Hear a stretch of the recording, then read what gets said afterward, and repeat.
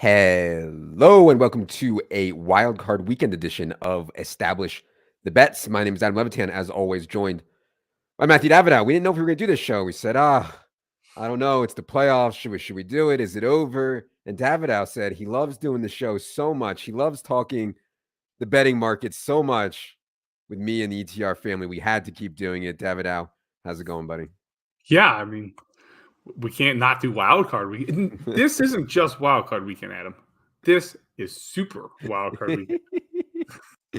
It's actually tilting a little bit because for DFS, like it was fun when all the games were on one slate or maybe two, 3-game slates. But now with the game on Monday, there's a 2-game slate, there's a 3-game slate, there's a 1-game slate, and it's all in the interest of money, right? They want to have a Monday Night Football game for money. And from a competitive balance standpoint, I'd be pissed if I was Tampa and Dallas. You get one less day of rest, which we're going to talk about here in a second. So I don't know.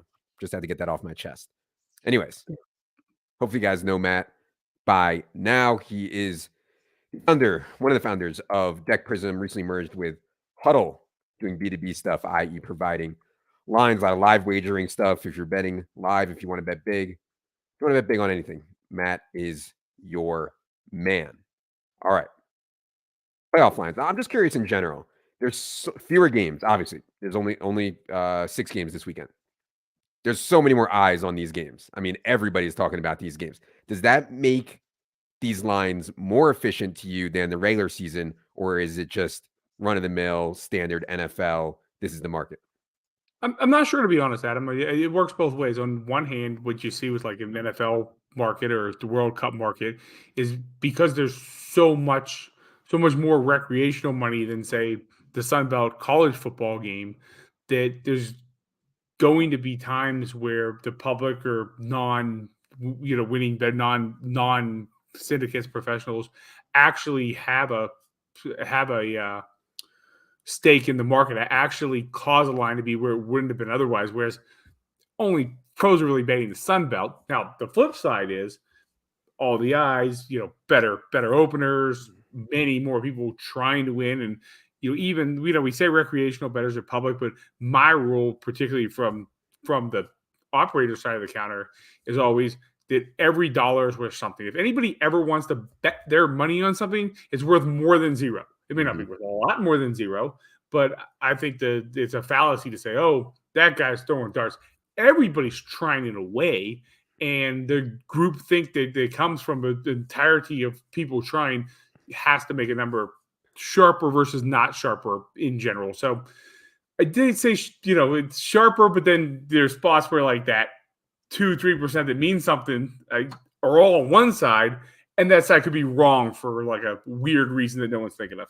It makes me think of the college football thing, listening to you talk about this, because like the college football playoff is so massive. There's so many eyes on it. However, in that Ohio State TCU semifinal game, we saw a lot of line movement. I mean, I think it opened 7 and went down to like 5.5, that Ohio State thing. And then in the final, in the championship game, every Sharp, every Davidow, Rufus, everybody made it like Georgia 18 or something like that, or Georgia 17. And yet the line was around 13, 14 as an example of how much, I guess, public money can keep things in check in these massive games like a national championship.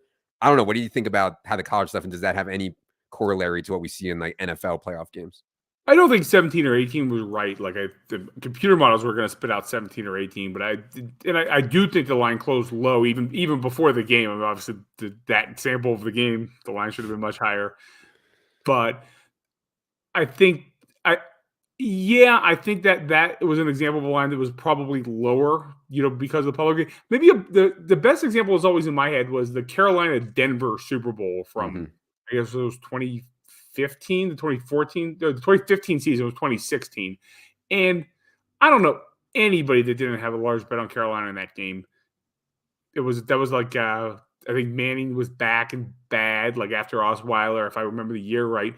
But it was still Denver, Peyton Manning, and that got a lot of, I think, public play. That to me is like the shining like NFL example of a line that was in the regular season would have been different, I think, and would have been sharper where the playoffs it wasn't. But then you have lines in the other direction as well that, like you said, more eyes, more games, etc. Yeah. Okay. Let's get into a couple of the games here this weekend. I feel like you've been low on Seattle all year. However, I mean, God, 9.5, 10 points. I mean, there's still some tens out there, mostly 9.5, but there are still a bunch of tens out there for a playoff game with a starting quarterback. Now, we have other lines this weekend, some big lines with backup quarterbacks, i.e., Skylar Thompson, i.e., Tyler Huntley, which we'll get to in a second. But Seahawks have their team for the most part, and they're still a 10-point dog here to a Brock Purdy team. Any thoughts on that line? 9.5, 10 right now. San Francisco's favored by over Seattle in the first game of the weekend. I think for the most part, the market caught up to where my number's been on Seattle all year. My number hasn't been that different which is worse than average. And I think the market was giving him credit for being better than average most of the season. And I think now we're seeing a more realistic number. Now, I will say Seattle's played some bad games lately. They've done so. A couple of those games were without Lucas, the tackle, who's very good. I mean, they're obviously very bereft of defensive talent regardless.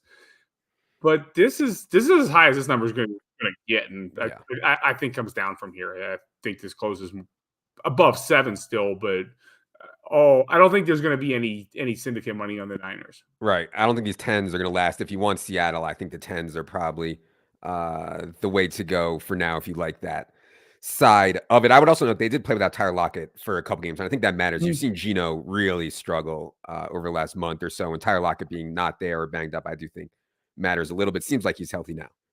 Yeah, I'm not sure Lockett's great, but the backups behind him have been absolutely dismal.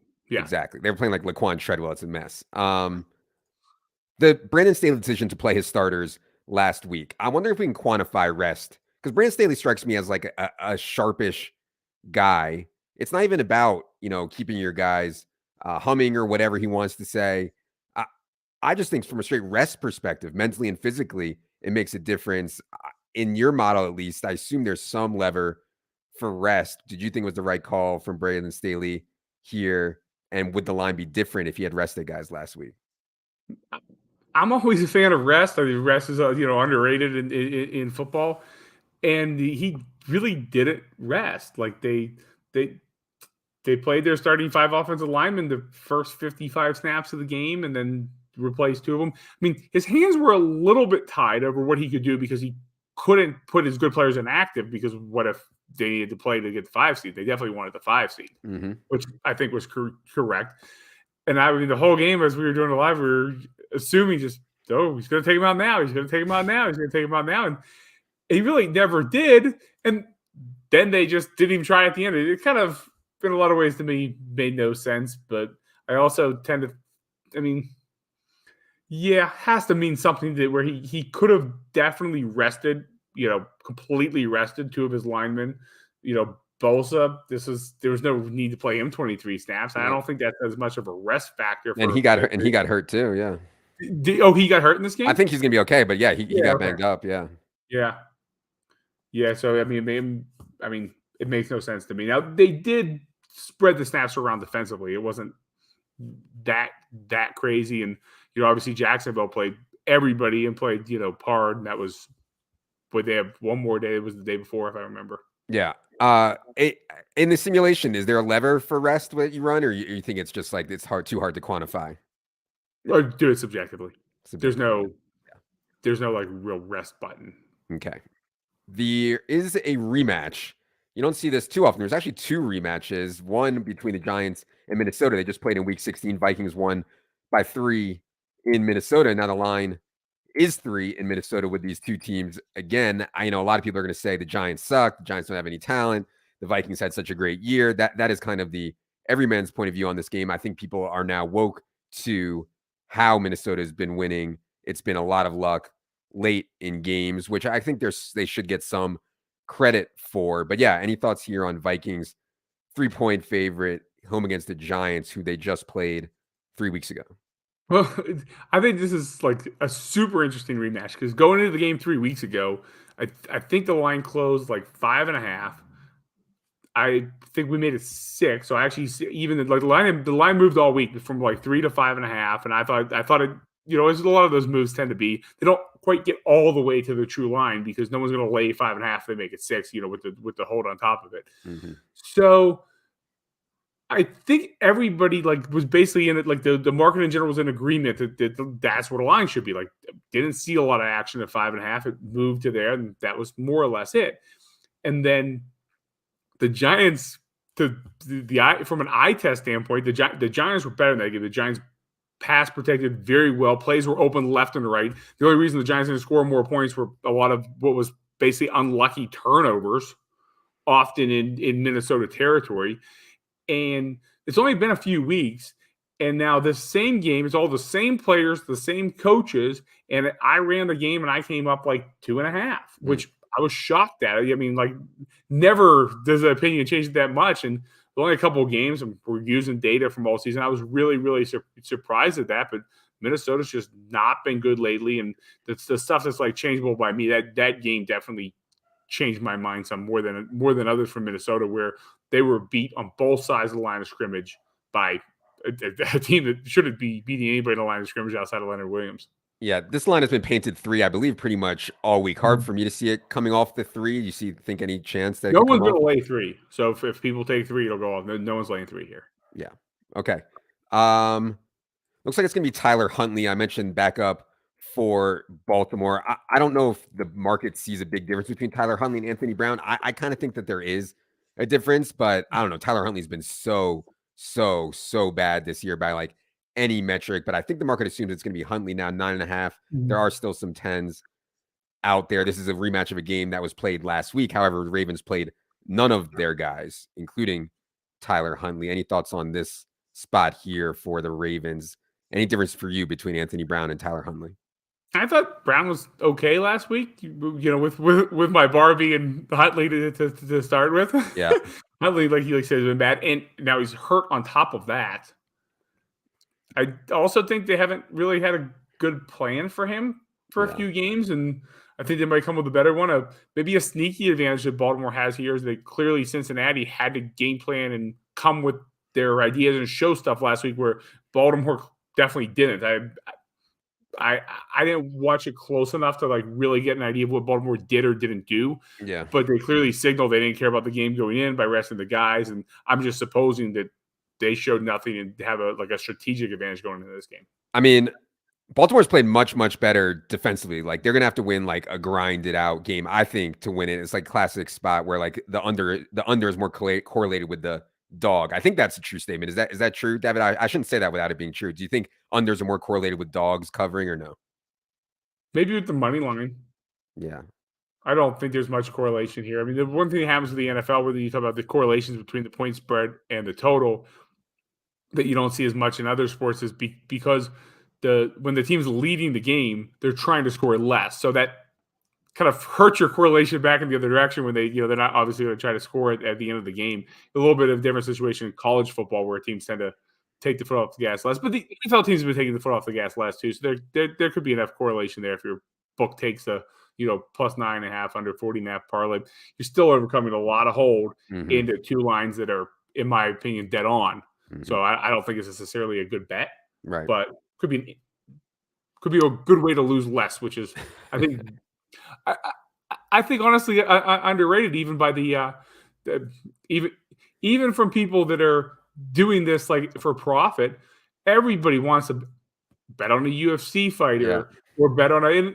At the end of the day, it all adds up, and losing less on your degenerate bets is, it's worth as much as winning more on your profitable ones. No shot. No disagreement there for sure. It's always fun to get a good sweat, try to make it at least break even. Last one I want to ask you about is this Monday night game. I already said I'm tilted because I think the NFL is screwing these teams by making them play on short rest. But anyways, that's irrelevant. Dallas has been bad, man, and bad defensively. I mean, they struggled against the Titans JV team 2 weeks ago. They needed a miracle to beat Gardner Minshew at home. They lost to the Jaguars. They almost lost to the Texans. This is all within the last 4 to 5 weeks for the Cowboys. Yet they show up here in the playoffs as a 2.5-point road favorite in Tampa. I know it's come down a little bit. I believe I saw some 3s. Now it's, I think, 2.5 painted. But yeah, I was a little surprised at this line. What do you think of Cowboys Bucks? Well, if you used only this season's data and you adjusted, for the Dak Prescott, when Dak Prescott was hurt, the Cowboys quarterback, you'd get like Dallas 6 here. So that's why the line is what it is. Obviously, everything else is working back the other way. You've got Tampa, priors or whatever you call last year's, numbers. You've got Tampa's had a number of injuries throughout the season on both sides of the ball. There's this is as good of a Tampa team as we've seen all year altogether from a health perspective. Like you said, the Cowboys have not only been bad, but terrible. Like the play-by-play data on them the last 5 years is terrible. I mean, Philadelphia rolled that team, and then you saw what the same team did the week later against the Saints. Mhm. Houston, rolled. I mean, Jacksonville's been overall good, but they couldn't stop Jacksonville. They couldn't stop Tennessee and Josh Dobbs. They couldn't get pressure on Dobbs against a crappy Tennessee line. Now, the thing about defenses is you don't really want to put a lot of weight on that recency because the samples are very, very short. And this is also the same Dallas team that crushed the crushed offensive lines early in the season. And it's hard for me to think that like a number of players all of a sudden like got worse, or like it wasn't like a miracle coaching strategy that people figured out. It's usually with defenses is just the long run is a long time. And if you look at the whole of the Cowboys' defensive numbers this season, they're easily top 5, and depending on exactly how you normalize them, et cetera, it could be top 3 or top 1, including these last 5 games. So that's why the line is what it is, and I can see arguments for. I mean, when the line was approaching 3, that was just silly. It was never getting past there, but now where it's at now, or I think it'll go down a little from here. I mean, you're going to see some Dallas money when Dallas gets down to like 54, 55% to win, like, say 2.5. Yeah. The computer's going to say, oh, Dallas, good bet. Go put your money there. So I can see it both ways from here. Yeah, the offensive line, I think Brady's offensive line looking a little bit better makes a big difference. And one thing I forgot to mention on the Cincy stuff, the Alex Kappa injury, I don't think people realize how important I think that is. And Lyle Collins is going to be out as well for Cincinnati. So, if the Ravens win, I think that's how they win, with playing like really dominant defense and getting to Burrow. And yeah, but I think the Bucs, if they can protect Brady, which is a huge if against this defensive line with their offensive line, I definitely think Bucs are major live dog here against the Cowboys. All right. I got to read this note from Sam. Sam said he's loved this show all year. He bought Matt's book for Christmas and has been enjoying it on the bike at the gym. Thanks for all the insight, gentlemen. See, this is why we had to do the show, Davidow. This is why we had to do it this for week. Sam.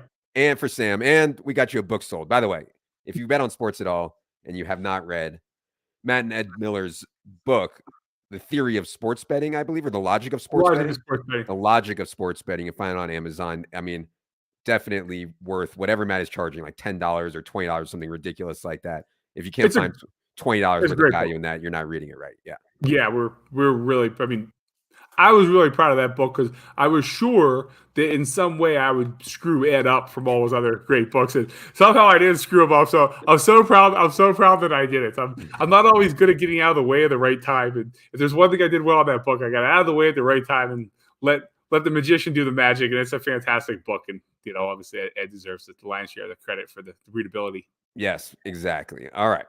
Thank you all for being here. We got such a claim here. We might have to come back for divisional week, but we will be sure to let you guys know. For Matt, at Davidow Matthew on Twitter. For producer Adam, I am Adam. Good luck, everybody.